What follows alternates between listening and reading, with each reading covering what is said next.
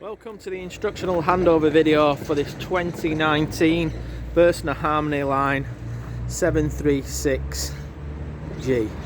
So starting from the front of the vehicle, we've got the 2.3 150 brake horse, and it's based on the Fiat cab. We've got the alloy wheels, external power socket, both 12 volt and mains, and an aerial socket out there. Next to that we've got the barbecue point, the boiler vent for the truma heating system, the large hardtail door that works with the central locking, your awning, which I'll send a separate video through for that, and the awning light, your fridge vents, the rear locker area. Now these work manually, so they will need the key, but it is just one single key to open all the external areas, and you'll hear the defined click. And then it just has a door retainer on that side. So you'll see that the carpets are there, the tyre inflation kit, you've got a light, your toolkit, the two makeup beds, seats for the lounge area are just there, backed up. And then we have the winder for the rear bed, which is just magnetised into there. And then we'll turn, as any awning does, to raise or lower the bed to the position that you want it to be. We've got your awning pole just there, and the rear steady pole just there.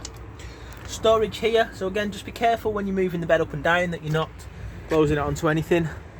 And then you've got a little turnbuckle here, which will allow it to go past that little catch to hold it in place. When you want to pull it back up, you've got to press that in with your thumb, and then on the turnbuckle, just do that there. You tend to use that in the lower position. I'll come on to show you how to install the seats later in the video.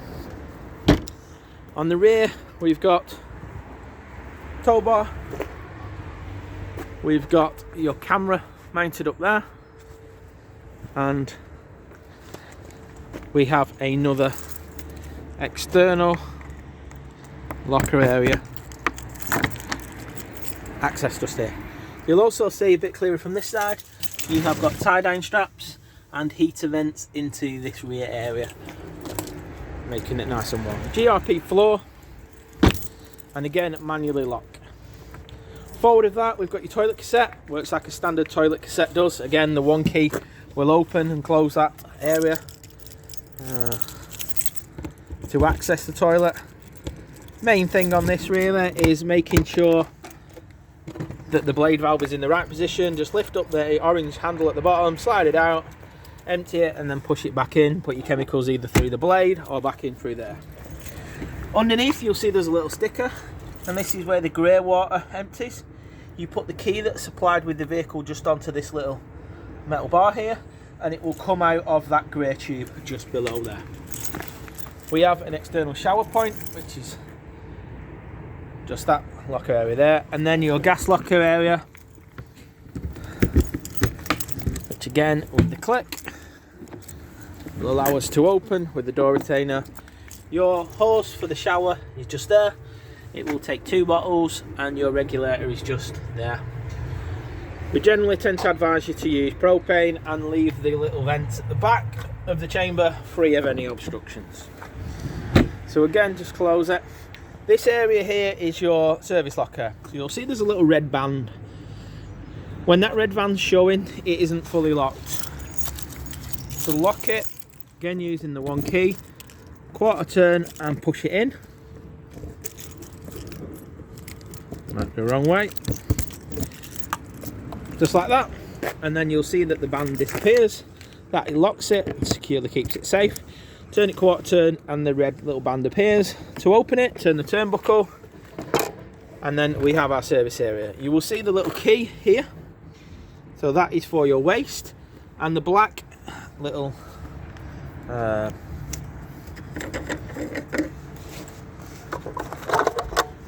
plastic piece here slides just onto your freshwater filler point just there, and that allows you to fill up your fresh water. Now you'll see there's a little cutout here for the hose to fit into, and then when it overflows, it will overflow when you put this on outside of the vehicle. If you forget to do it, you do have the opportunity for it to go into that cavity area, so please put that on. When you're filling up the fresh water, you need to turn this little dial here. Now you must turn it anti-clockwise to empty it and clockwise to fill it up. Now you'll see there's two positions, 20 litre and 120 litre. The 20 litres for travelling or shorter journeys, and the 120. So you'll turn it clockwise, you'll feel a click. The first click, if you don't turn it any further than that, will only leave it up to the 20 litre tank level and not allow you to fill it up to the 120. Keep going until it's finger tight, and that will allow you to fill the tank up. It is a transparent tank, so you will see that there is water in there when it is full, and it will obviously overflow when it is completely at its maximum. To the side of that, you've got your plug-in point, and you've got a little cut in the little seal to allow it to go in there when the door is closed. You've also got a little yellow toggle valve. Now in the up position it is draining. In the down position it will allow you to fill up your water systems by priming your boiler and pulling it through the water system. Just in front of that there we have got your frost protection valve. Pretty common use on a lot of vehicles these days. So in the position that it is, pointing front to back with a little nipple up in the middle and the little blue button at the bottom down just behind the mains cable, down there, pushed out, that won't allow you to fill up the water system. It will continually drain through and out underneath the vehicle. To get it working in that fill position, twist it and then press the little button in, and if it stays in, it will allow you then to fill up the system. To empty it again, just click that and it will automatically allow the little blue button to come out, and again to drain it, just do it. Moving forward with that, we have your diesel. No AdBlue on this current model, didn't come into the year after. And then we have access into the cabin area with the central locking just here. Bonnet release catch can just be found there. Your engine battery is found underneath the little panel in the floor. And underneath this little seat here, if I just turn the seat out of the way, you'll see that is where all your mains, electrics, fuses, isolation, everything is there.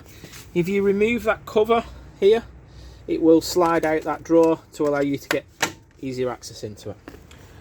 Glove box, drinks holders, passenger airbag, and then another glove box under here which you can connect through to your musical systems. Remis cab blinds are on side windows and pinched together are on your front windows. So again, easy to operate.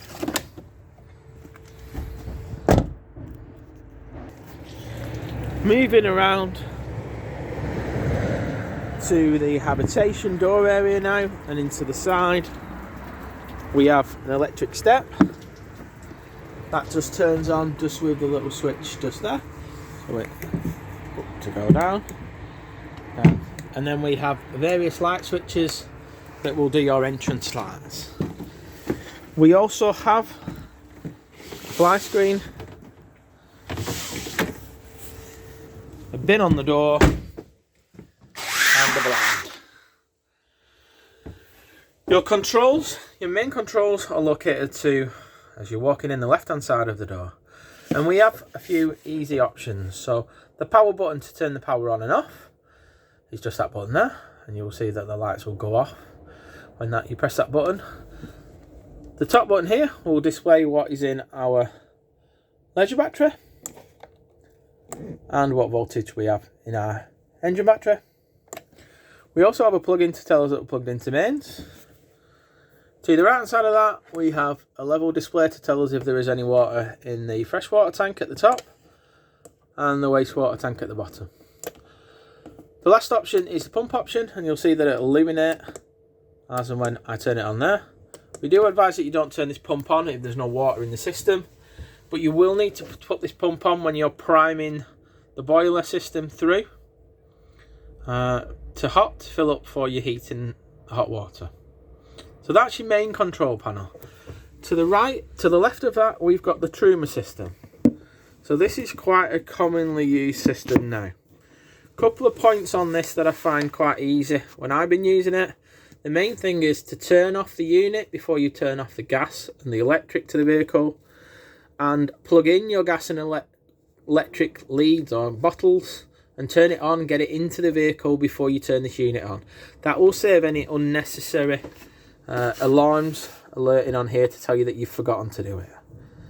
So the first option, you press the center button, it will bring up this main control panel. Turn the dial and it will flash on the option that you've chosen. So the first option being the heating. So we want it to be nice and warm, so we'll turn it to the desired temperature that we want it and then select the button. I then jump quickly to the electrical options or the gas options, i.e. your fuel source, and decide if we're going to go on electric 2 kilowatts, electric 1 kilowatt, a mixture of gas and electric, and you'll see they'll change at the top, and that's on the 2 kilowatt, a mix of gas and electric on 1 kilowatt, or gas only. So in this instance, we're hooked up to mains. I'm going to select 2. Gas and electric will always give you a quicker fuel source, getting up to temperature in these cold climates at the moment. So be wary of that. I know people pay for electric. It'll take a lot longer to generate the heat to get up to electric on 2 kilowatts in the colder months than it will on mix. Now you can use the mix to get you up there. Once you're up there, use the electric to regulate the temperature. That is quite a commonly used way. So just to recap, motorhome temperature, the fuel source. The next one then is the heater. So the fan speed.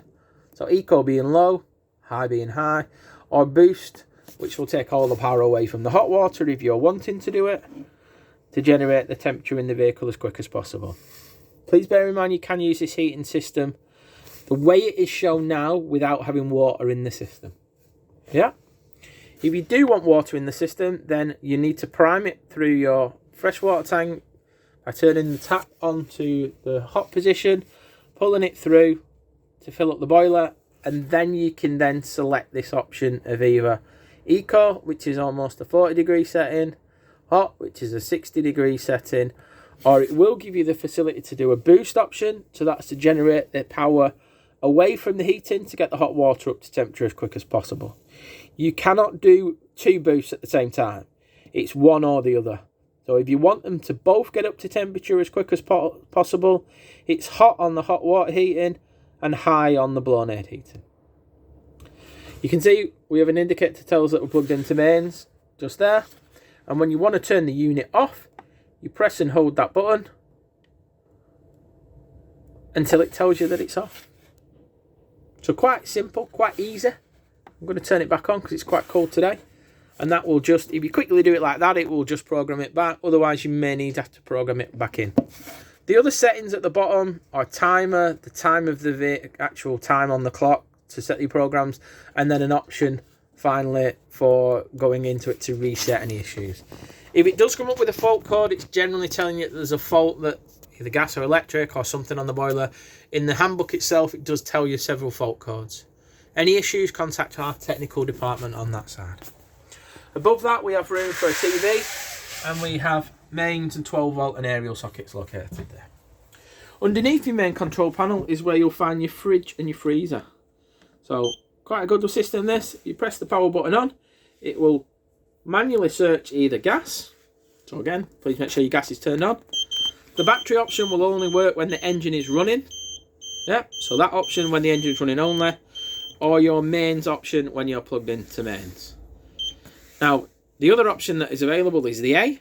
So you'll see at the minute, it's gas. And when you click the gas, if I'm quiet, you'll hear it clicking. If you press auto, you'll see it's changed automatically over. So you can do that. Please bear in mind this little sticker just here, which is a reset button, which is here for your gas. If your gas is trying to ignite and it locks out, you will need to press the reset button for it to work again. At the side of that, you've got your temperature setting. So we certainly don't need it too cold today. So lowest, the hottest setting through to the coldest setting. If it's very warm and temperatures, we always tell you to drop it down to the middle position to try and get it as cold as possible. But we do advise you to put in food and drinks and beverages from your main freezer or a shop that has a freezer at the desired temperatures. It'll just help maintain it better. Top one being your freezer, bottom one being your fridge. When you turn your power off, power to the fridge goes off, guys. So really simple, really easy to work. Cooking facilities, so this is an oven option. Pull that little lever up and then that will give you the oven option.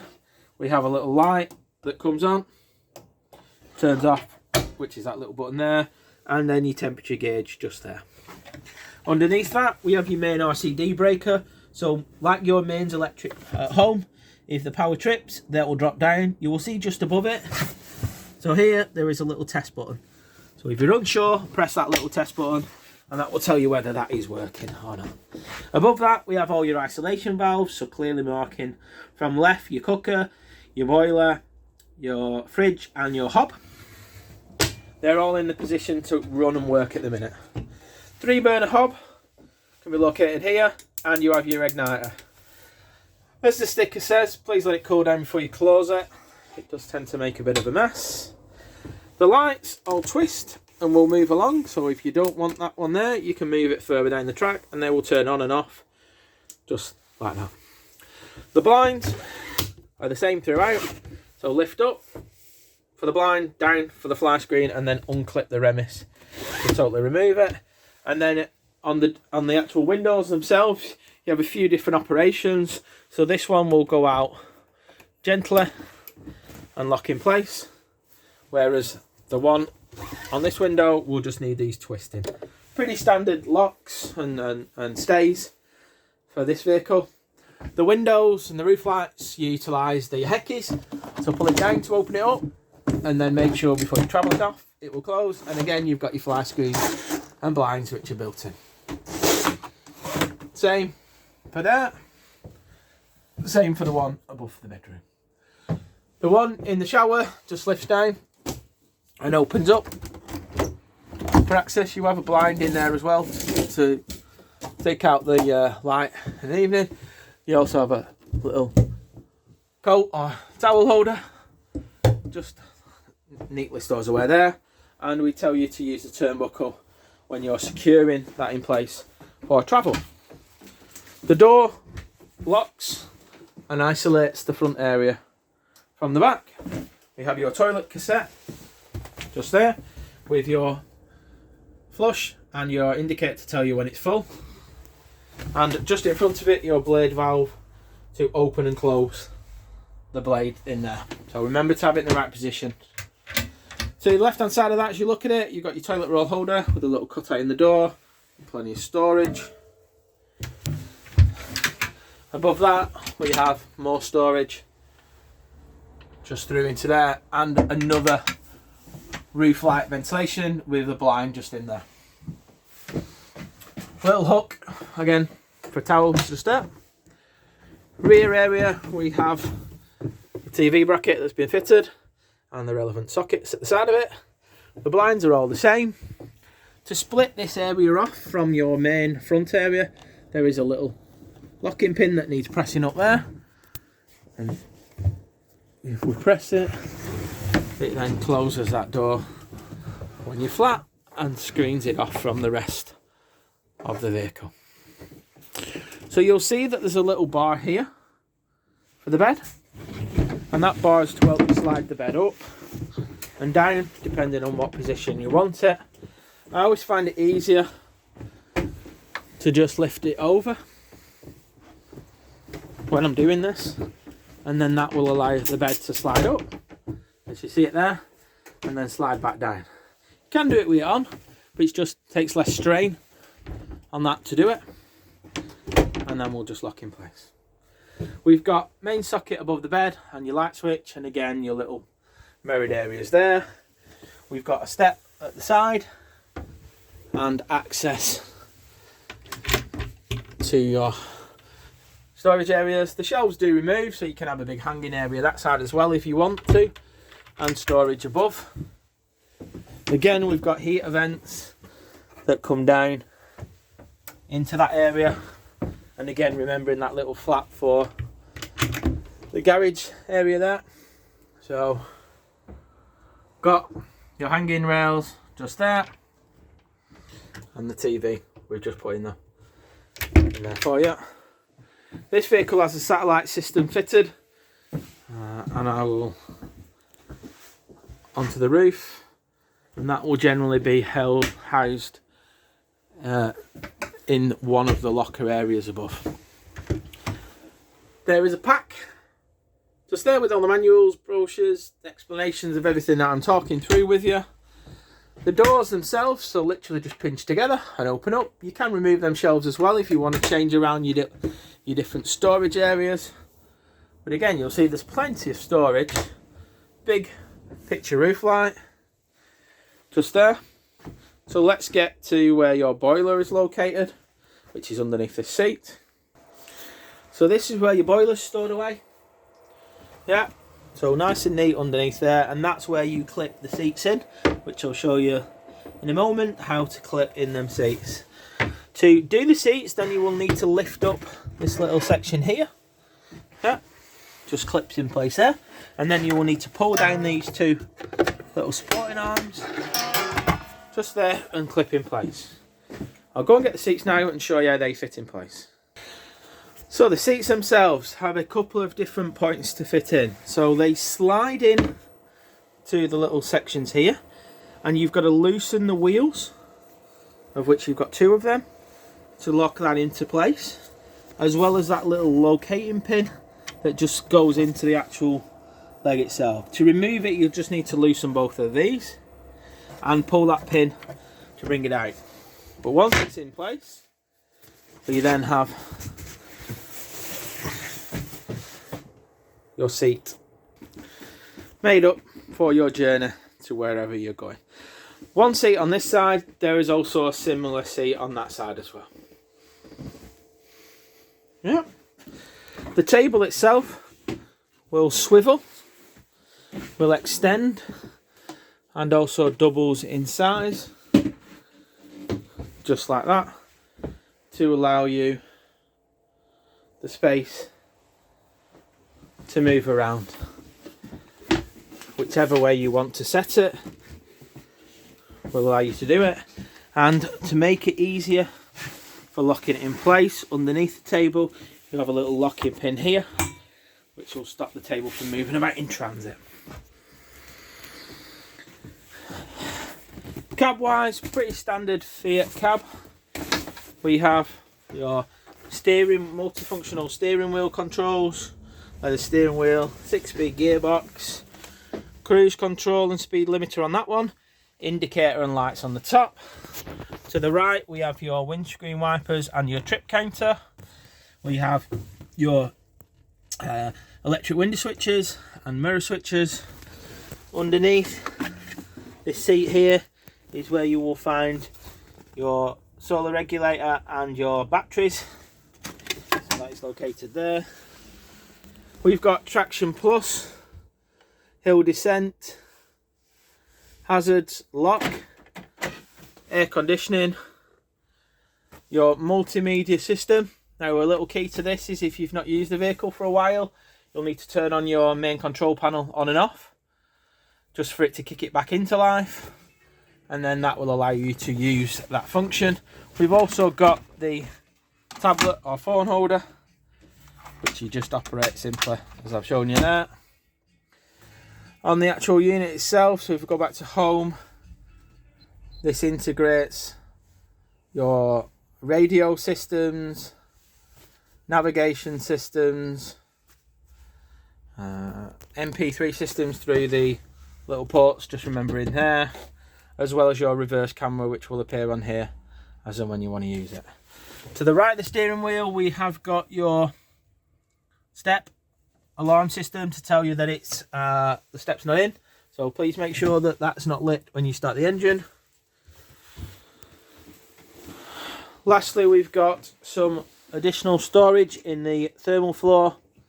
Just lift that up and that gives you access under there, and then the cupboards, which I didn't show you, service book just in there, storage space just in there, and then your utensil plugs, control panels just in there. So I hope you'll agree it's a beautiful looking vehicle. We hope you've enjoyed our instructional video. We look forward to your comments and your feedbacks. More importantly, we look forward to you enjoying your new motorhome. Thank you.